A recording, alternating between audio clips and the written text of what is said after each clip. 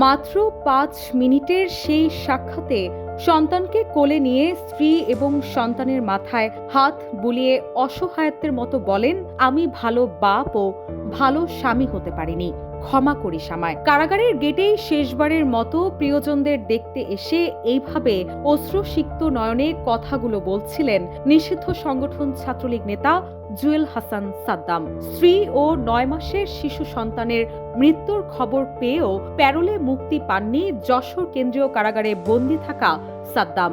প্যারোলে মুক্তির জন্য পরিবার আবেদন করলেও আইনি ও প্রশাসনিক জটিলতায় কারাগারের গেটেই শেষবারের মতো প্রিয়জনদের দেখতে হয়েছে তাকে।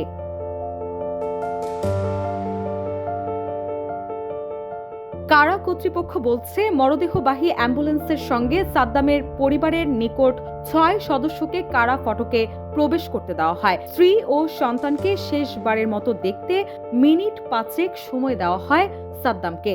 দীর্ঘ সময় পর স্ত্রীকে শেষবারের মতো ছুঁয়ে দেখেন এবং জীবনে প্রথমবারের মতো নিজের মৃত সন্তানকে কোলে তুলে নেন তিনি। এ সময় উপস্থিত কারারক্ষী ও স্বজনদের মধ্যে এক শোকাতুর পরিবেশের সৃষ্টি হয়।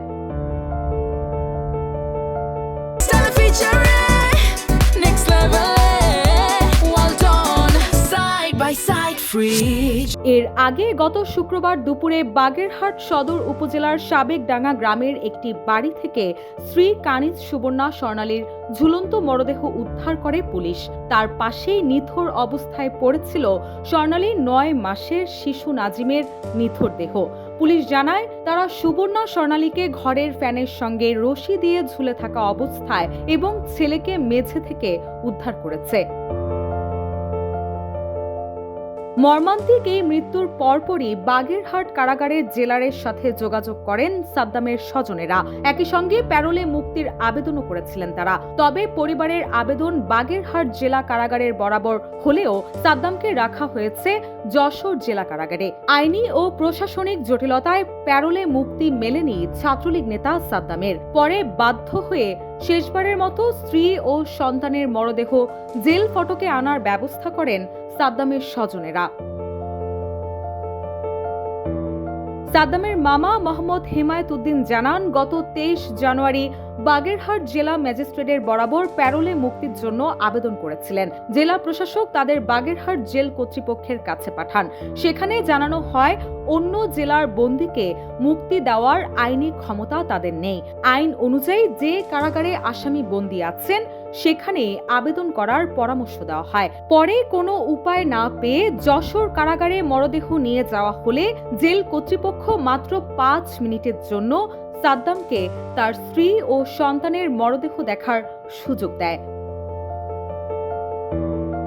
এদিকে এই ঘটনায় সামাজিক যোগাযোগ মাধ্যম ও জনমনে সৃষ্ট নানা আলোচনা সমালোচনা যখন তুঙ্গে, ঠিক তখনই বাগেরহাটের জেলা প্রশাসক গোলাম মোহাম্মদ বাতেন বলেন, যথাযথ আইনি প্রক্রিয়ায় সীমাবদ্ধতার কারণে তাকে প্যারোলে মুক্তি দেওয়া সম্ভব হয়নি। তিনি বলেন, গত শুক্রবার সাদ্দাম হোসেনের প্যারোলে মুক্তির একটি আবেদন আমার কাছে আসে। বিষয়টি অবগত হওয়ার পর আমি দ্রুত কারা কর্তৃপক্ষের সঙ্গে যোগাযোগ করি। তবে কারা কর্তৃপক্ষ জানায়, 2016 সালের কারা আইন অনুযায়ী কোনো আসামি যদি সংশ্লিষ্ট জেলার বাইরে অন্য কোনো জেলার কারাগারে বন্দী থাকেন, তবে সেই জেলার প্রশাসনের পক্ষে তাকে প্যারোলে মুক্তি দেওয়া নিয়ম বহির্ভূত।